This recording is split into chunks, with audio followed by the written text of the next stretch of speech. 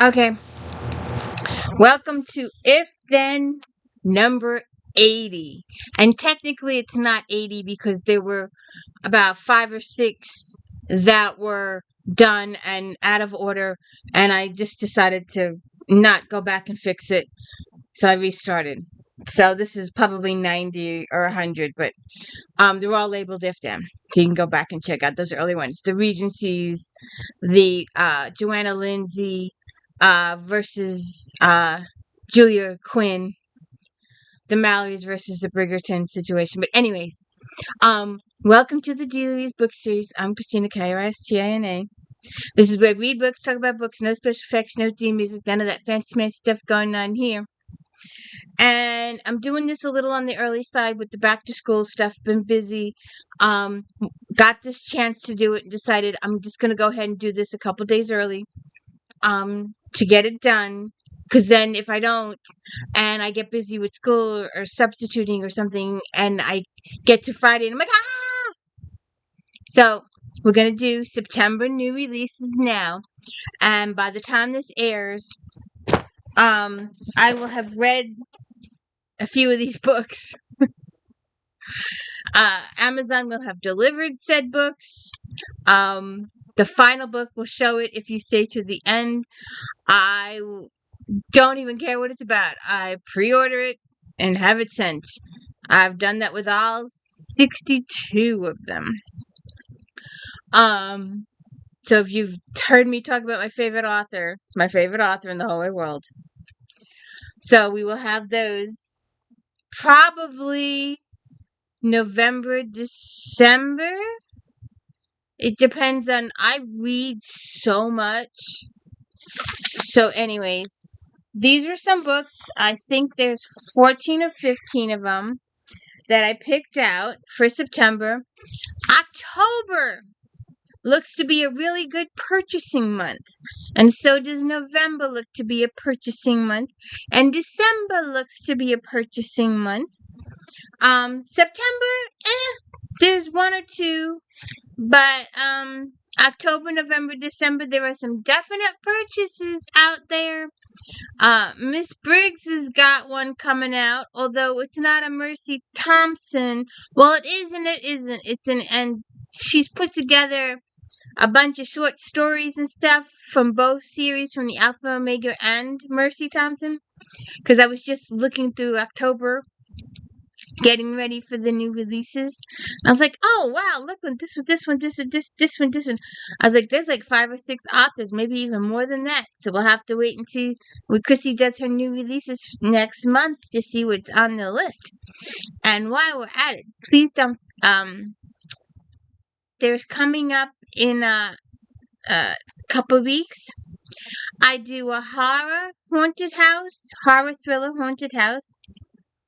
And then I do a cozy haunted house on Fridays. Check those out and the Voyager videos, please. So this is new releases for September. Killer to Die For. Michelle Chouinard. It's number 2 in the series. The Serial Killer Guide to San Francisco. Capri Santizio knows that when you give serial killer walking tours for a living, unexpected situations are more common than San Francisco's famous fog. So when one of her guests claims to see a woman being attacked during a tour, Capri remains unfazed. The police search the apartment in question and find no evidence of anything amiss. So they chalk it up to a false report from a true crime fanatic looking to be part of a case. And Capri thinks they might be right, since lately her new tours have been attracting even more obsessives than usual. As it turns out, finding the actual serial killer who committed the Overkill Bill murders didn't stop the constant questions about her grandfather's supposed crimes. It only intensified them. But Capri would never forgive herself if someone in trouble and she walks away. Plus, something about the whole situation has every one of Capri's investigative journalistic instincts going haywire. Why would someone lie about seeing an attack? So Capri starts to dig. When her questions lead to a body, she finds herself at the center of another murder investigation. Now, I'm just thinking, who was it? Not too long. Tonya Capps, Kappes, and my Miss Daniels over here, Miss Casey Daniels. And there's another one.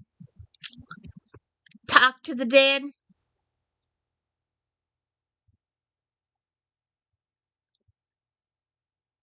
Dorinda Jones. Talk to the Dead. We'll have to do a Talking to the Dead one. I'm thinking if this chick could talk to the dead, it would add a whole new aspect to the storyline. If she could see the dead, that would be good. That would add something to it, wouldn't it? Book 2, No Rest for the Wicked. In one Halloween-obsessed Midwestern town, everyone's on red alert after a local politician goes missing. Little do they know it's only the beginning. It's been close to 20 years since forensic pathologist Dolores Hawthorne left her hometown of Little Horton, Wisconsin. The town is famous for its Halloween celebrations, but it is also a history of violent deaths linked to the holiday. To Dolores, it's the place she fled, family, bad memories, and all, until the FBI calls her to tell her her father, the former mayor turned U.S. Senator, is missing under mysterious circumstances. Some people count to 10 to wake up from a nightmare. Dolores always counts the bones of her head instead.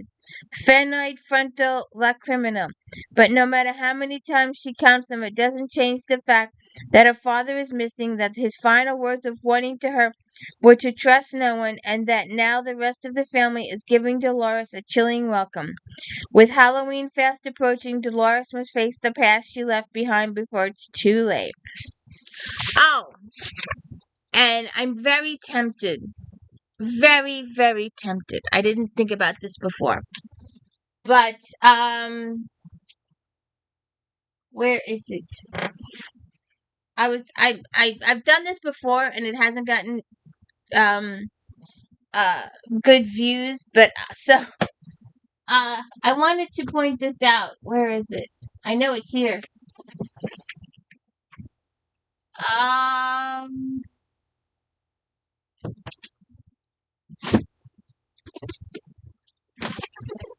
okay. So when I saw this, No Rest for the Wicked,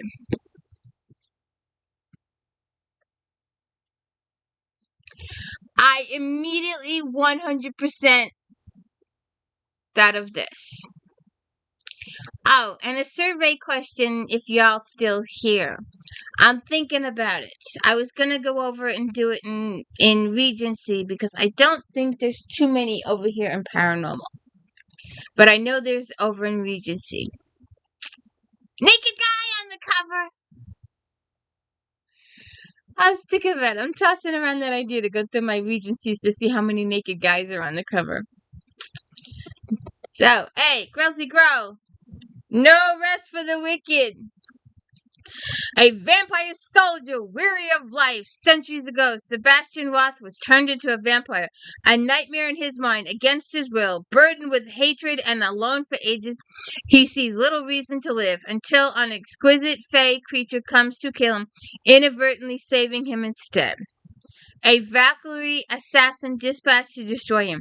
When Kadrian the Cold-Hearted lost her two beloved sisters to a vampire attack long ago, a benevolent force deadened her sorrow, accidentally extinguishing all of her emotions.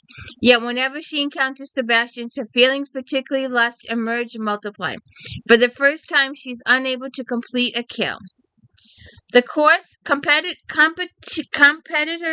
in a legendary hunt. The course will take them through ancient tombs and catacombs, seeking relics around the world, and the prize for the victory is powerful enough for Kadrian to change history and prevent her sister's death. Sebastian competes as well, and begins winning her. But when forced to choose between Sebastian and reuniting with her family, how can Cajun live without either?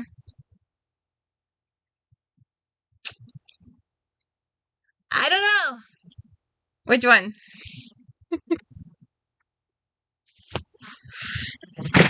That was the first thing I thought of when I saw that title in the list for new releases. That was the first thing I thought of. Kelsey Grow! Anne Cleves, The Killing Stones. Shetland Series number 9.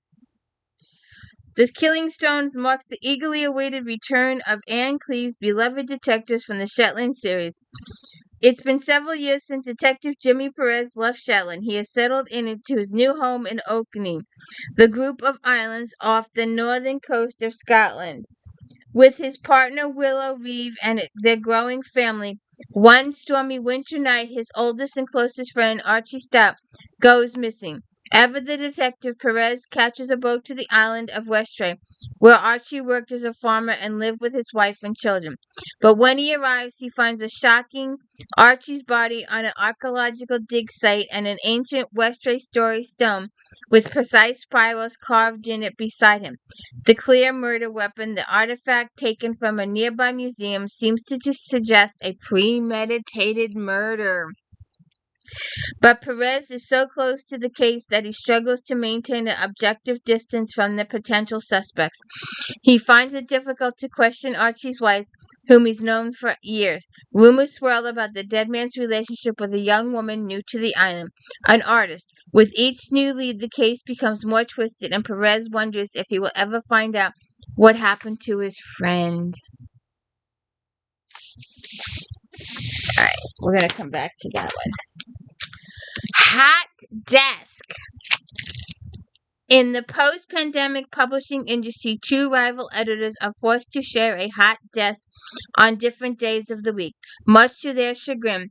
Having never set eyes on each other, Rebecca Bloom and Ben Heath begin leaving passive-aggressive post-it notes on the spot of their shared cactus.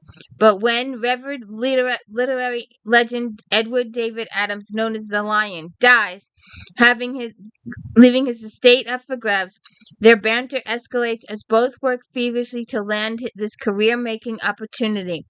Their fierce rivalry ultimately forces each to decide how far they'll go to get ahead and what role they want to play in the Lion's legacy and what they mean to each other.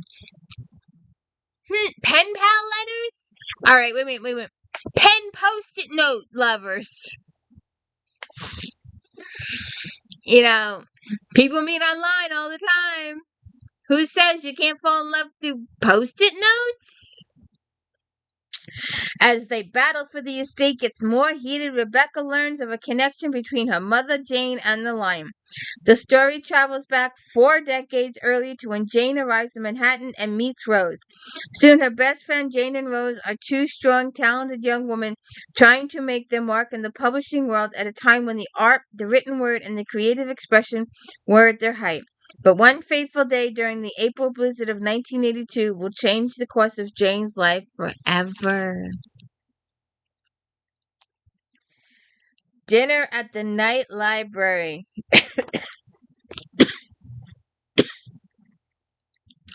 I was thinking of that Matthew Haig book. And there was another one we read recently. Well, everybody got locked in the library. And they killed each other off one by one. The Night Library on the outskirts of Tokyo isn't your ordinary library. It's only open from 7 o'clock to midnight. Its exclusive stores buy books deceased authors, and none of them can be checked out. Instead, they are put out on public display to be revered and celebrated by the library's visitors, akin to a book museum. Oshi, the newest employee, has been recruited to work at the library by the mysterious anonymous owner. There, Oshi meets the other staff, comprised of former librarians and booksellers, who, like her, have been damaged in some way by the rocky publishing industry. Yet none of them have ever given up on their dedication to books. Night after night, Oshi bonds with her colleagues over meals in the library cafe, each of which are inspired by the literary literature on the shelves. When a strange occurrence starts happening around the library, they may bring the threat of closure. It forces OSHA and the library to rethink their entire relationship with work and what they really want in life. This guy, I love his books. I just we just had the Wright brothers came through the other day. Uh David McCullough, History Matters. History Matters brings together selected essays by beloved historian David McCullough, some published here for the first time, written at different points over the course of his long career, but all focused on the subject of his lifelong passion, the importance of history in understanding our present future. Edited by McCullough's daughter Dory and his longtime researcher Michael Hill, History Matters is a tribute to a master historian and offers fresh insights into McCullough's enduring interest and life. The book also features a foreword by John Meacham. McCullough highlights the importance of character in political leaders, with Harry Truman and George Washington serving as exemplars of American values like optimism and determination. He shares his early influence from the books he cherished in his youth to the people who mentored him. He also pays homage to those who inspired him, such as the writer Paul Hogan and writer Thomas Eascombe, illustrating the diverse influences on his writing as well as the influence of art. Ooh! Should we add this to our Dog Days of Summer video? A Matter of Pedigree. Carol has always counted her blessings, but it's even more fun now that she and her husband Frank are finally making serious money, thanks to Frank's newly patented bye-bye toilet. In A Matter of Pedigree.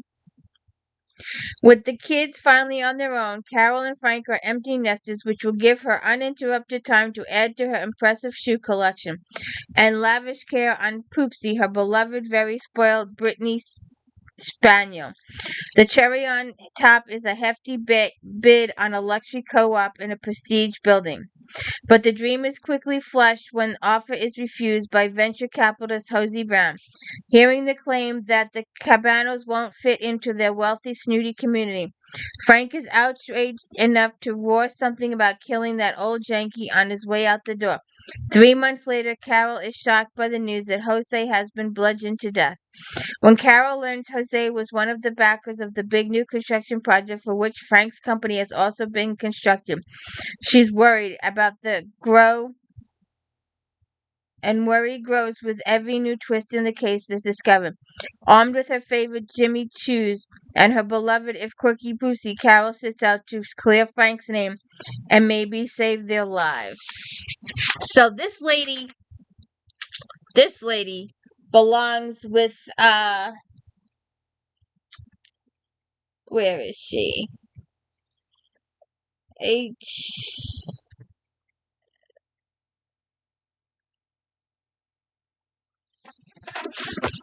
I don't think she's.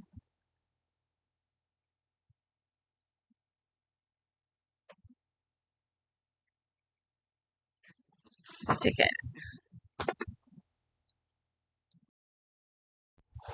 So when I think of a character obsessed with shoes,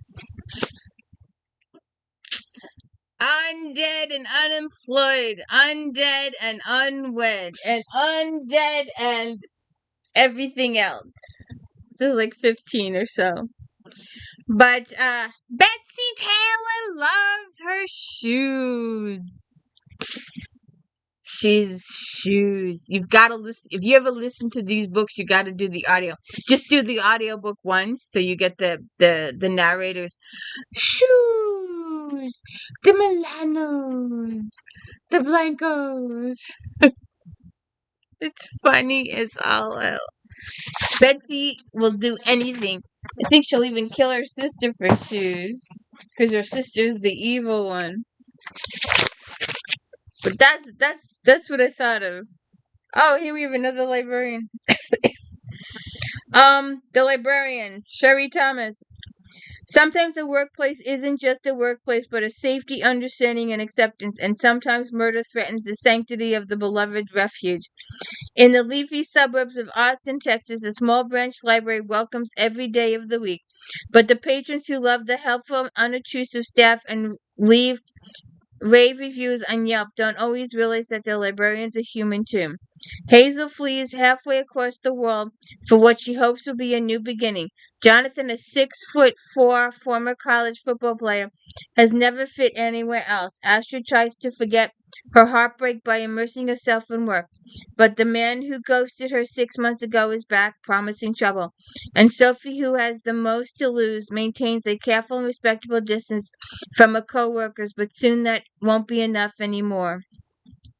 When two patrons turn up dead after the library's inaugural murder mystery theme game night, the librarian's quiet routines come crashing down.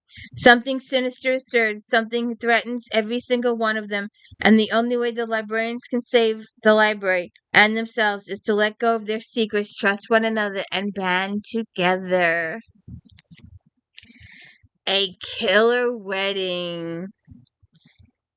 Christine can't believe her luck. The iconic Gloria Buffo, founder of the billion-dollar beauty empire Glow, has personally chosen her to cover the grandson's wedding for Bespoke, the cult fashion magazine that every A-list bride dreams of being featured in.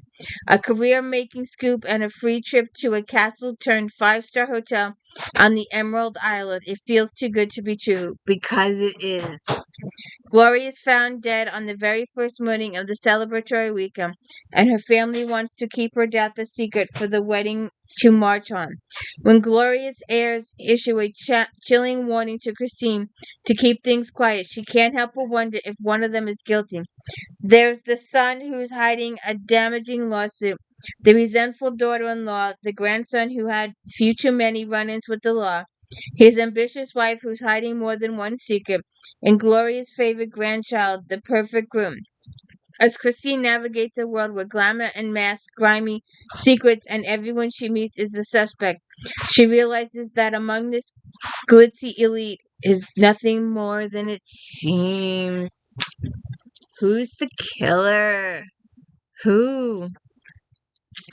All right, now we know. We know this guy doesn't write these books fast enough. We know he puts his name on them. We assume, we guess, our opinion. We're assuming that maybe he edits them a little bit. Someone else writes the book. I'm going to help you get into the publishing industry. So my name goes in big letters up here. Your name goes on the bottom here. I know you really wrote it, but I want you to sell good your first book. Get your name out there as a writer. So my name goes on top, huge, big. $1 billion ransom. Excuse me. 5 members of a billionaire's family in different locations, all kidnapped at the same moment. 2 children taken from a private school bus, a film producer and a movie star grabbed at a hideaway resort, a beautiful wife whisked off the streets of Beverly Hills. A patriarch wants his family back. The cash, gold, jewels, crypto are all ready. There's only one problem. A brilliant, very stubborn FBI agent, Special Agent Nick Gordy, doesn't want to pay the kidnappers. Not a single dime. All right, hey you Hamilton fans. I saw this. I thought he was naked on the cover, and then I looked at it, and it's just artwork. I was like, I know this guy doesn't have these tattoos. I know it. So, have you seen Alexander Hamilton? I'm not gonna waste my shot. Lin-Manuel Miranda, The Education of an Artist by Daniel Peltzer. How did Lin-Manuel Miranda, the sweet, sensitive son of a Puerto Rican parents from an immigrant neighborhood in Manhattan, rise to the prominent musical storyteller of the 21st century? Lin-Manuel Miranda, The Education of an Artist, offers a compelling narrative that traces Miranda's path from a friendly but isolated childhood to the winner of multiple Tonys and Grammys for his Broadway hits Hamilton and In the Heights, a global chart-topping sensation for songs in Disney's Moana and Enchanto, and the recipient of a Pulitzer Prize and MacArthur Genius Grant. Miranda's journey is a testament to the power of creativity, collaboration, and cultural synthesis.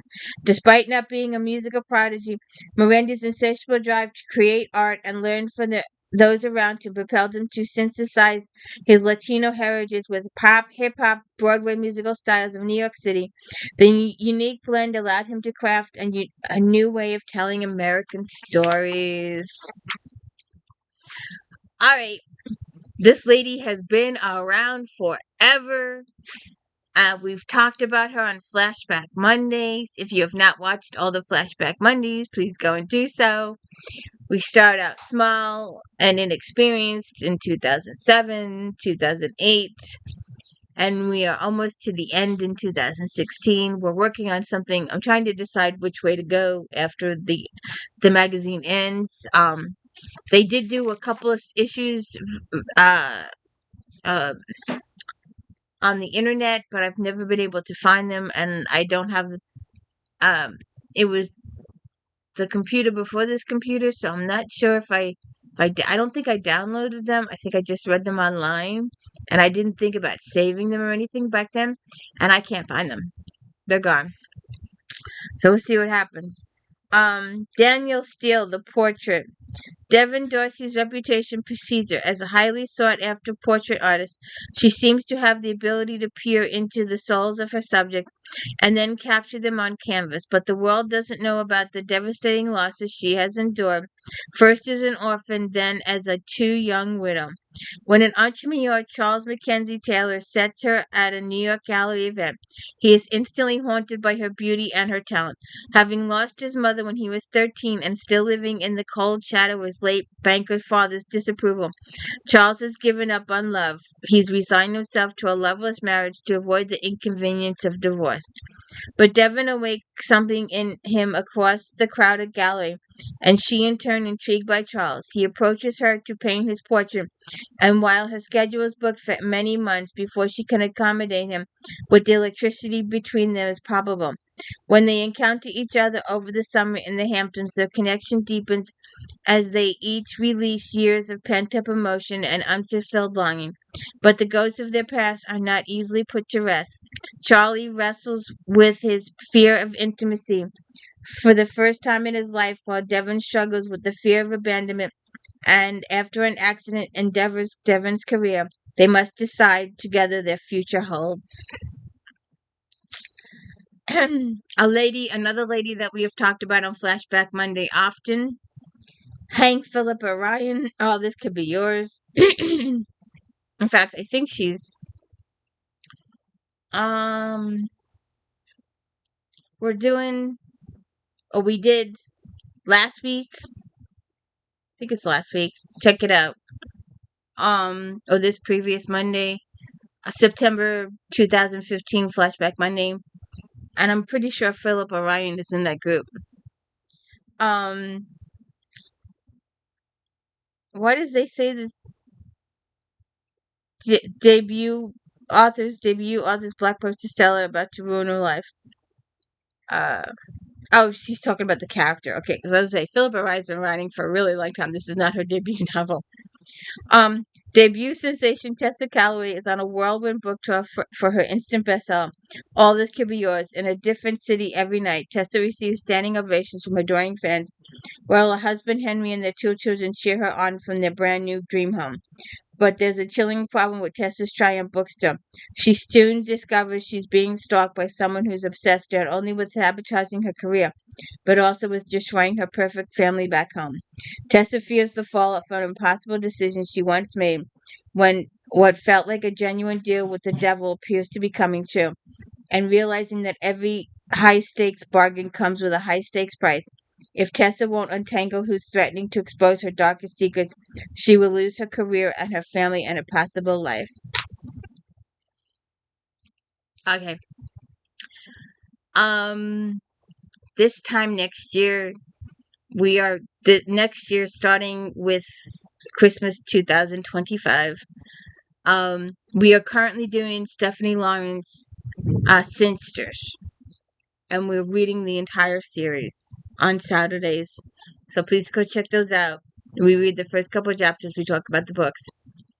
When we finish up with the Sinsters in December, we are going to start with this author, and we are going to do them all each and every Saturday. And it will take us over a year to do them on Saturday, one a year. But they are my comfort author. They are my go-to author. I like to read this lady once a year, and I didn't read her in 2024 because I was doing the channel, and I figured I did it once and I wasn't going to do it again. But then I got into a place where I really, really needed my author back. So I decided when we finish the Sinsters, we'll start reading my comfort author every Saturday. So that way I get her in. This book is coming out. This came out earlier this month. Like I said, I'm recording this a little on the early side because of school and stuff like that. So look for the video of this book. Probably November. We'll see. I might do it soon. I might do it unboxing. Although, if you want to see a really good unboxing, check out Sunday's unboxing on the D. Louise Book Series channel. Because those boxes get delivered. I have no idea what's in them. Zero idea what's in them. No clue. Everybody else that does unboxing on YouTube knows what's in those boxes. They either bought it themselves or someone went on their Amazon gift list and sent them a gift. These are books I do not know what's in them until I open the boxes and look at them. We do a video or two, and then they're off to the charities. I don't keep them. They're not books I particularly want. But they are interesting. It's always great to discover what's being discarded, what's being donated to the different charities we take them to. So every week it's a different whole set of books. We're getting ready to do a couple of interesting ones. There was one, the box was full, half of self-help and half of organizing your closet and house type thing situation. I was just cracking up 6 ways to Sunday. How to organize your family, or how to deal with an adopted child, or office. I forget what the stuff was, but and then how to organize your closet. I was like, it works. But anyway, my favorite author in the entire world, my number one author, I will pre-order her books for the rest of my life. J.D. Robb, a.k.a. Nora Roberts. Framed in Death. Eve Dallas is a lieutenant in the New York City Police and Security Department. Peabody is a partner. McNabb is Peabody's life partner. Leonardo and Mavis are married. Leonardo is a clothing designer. Mavis is a rock star. Nadine is a reporter. She has her own TV show. She's also won an Oscar for the movie. Rourke is her husband. Somerset is the major domo. Feeney is her mentor. He's captain of EDD. Charles and Louise. And Trina. Oh, God, we are so fearful of Trina. Trina does our hair. Trina does our makeup. And we are afraid. But Eve is getting much, much better. After New York to Dallas, and she dealt with her early childhood, she's getting better and better and better. Now she's got to deal with people going, I know who you are. You're from the movie. I watched the movie. I watched the vid. I watched the cloning. The iCove case. Manhattan is filled with galleys and deep-pocket collectors who take who make an artist's career with a wave of hand. But one man trolls in obscurity, his brilliance unrecognized, while lesser talents bask in the glory he believes should be his. Come tomorrow, he vows, the city will be buzzing about his work. Indeed, before dawn, Lieutenant Eve Dallas is speeding towards the home of two gallery owners whose doorway has been turned into a horrifying crime scene overnight. A lifeless young woman has been elaborately costumed and precisely posed to represent the model of a long ago Dutch master, and Dallas plunges into her investigation. Framed in death. Oh, you bet your life that by the time this video airs, I will have read it and recorded my video. But Amazon hasn't gotten it here yet, and I have been school stuff and life stuff, and don't forget Constitution Week, my big Constitution. I should do a video on that. I'm debating whether or not to do a video on that, on my big Constitution displays at the library every year. But anyways, have a good one. Time to go make some cookies.